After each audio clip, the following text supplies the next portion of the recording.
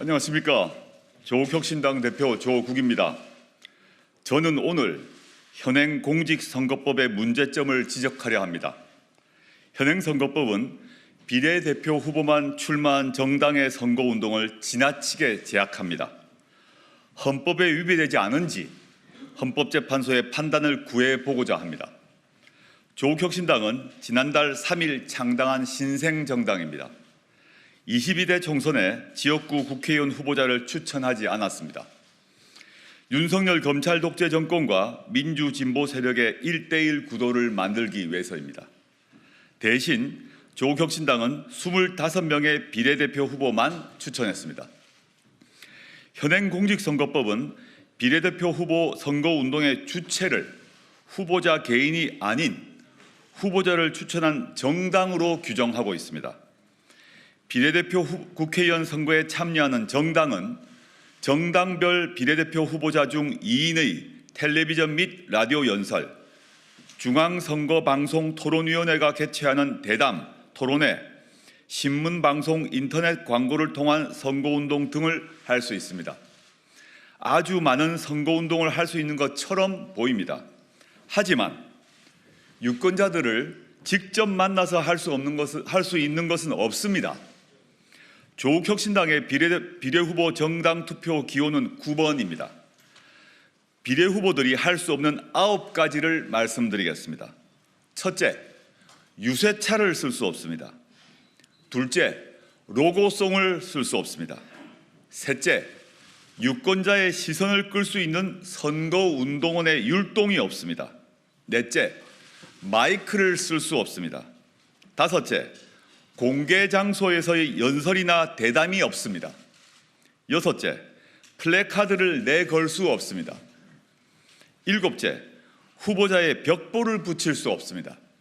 여덟째, 후보자는 선거운동 기구를 둘 수 없습니다. 아홉째, 후보자는 선거 사무 관계자를 선임할 수 없습니다. 지역구 국회의원 후보들이 마음껏 하는 선거운동을 비례 후보만 내세운 정당들은 못합니다. 지켜볼 수밖에 없습니다. 제가 전국을 돌아다니며 유권자들을 만난 자리에서 오로지 육성으로 기자들의 질문에 답하는 형식을 빌어 유세 아닌 유세를 할 수밖에 없는 이유입니다. 헌법재판소는 과거 이와 같은 비례대표제 선거운동 방법에 관해 몇 차례 합헌 결정을 한 바 있습니다.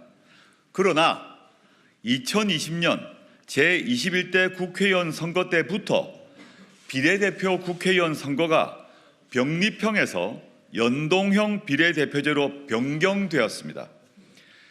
지역구 국회의원 제도에 부수되어 있던 비례대표 국회의원 제도가 독자성을 갖추게 되었습니다. 전국적인 정책을 주된 논제로 다루는 정책 위주의 신생정당, 다수 대표제에서 국회 입성이 어려웠던 사회적 소수견을 반영하는 소수정당이 대의제 체제에 참여할 수 있는 길이 열리게 되었습니다. 비례대표 제도의 본질적 변화에 맞추어 공직선거법상 선거운동 방법에 대한 규제도 개선되어야 합니다. 조국혁신당은 현행 공직선거법 규정들에 대해 헌법재판소에 헌법소원을 제기해 위헌 여부에 대한 판단을 받아볼 것입니다. 위헌 소송과 별개로 기호 9번 조국혁신당은 다른 정당들에 비해 9가지 선거운동을 하지 못해도 나라를 구하겠다는 심정으로 선거에 임할 것입니다. 헌법소원의 결과는 선거 이후에나 나올 것이고 조국혁신당은 지금 선거법을 준수하며 선거운동에 임할 것입니다. 국민 여러분들께서 조국혁신당의 마이크가 되어주시고 현수막이 되어주시고 유세차가 되어주시길 호소드립니다. 더 빠르게, 더 강하게, 더 선명하게 행동할 것입니다. 고맙습니다.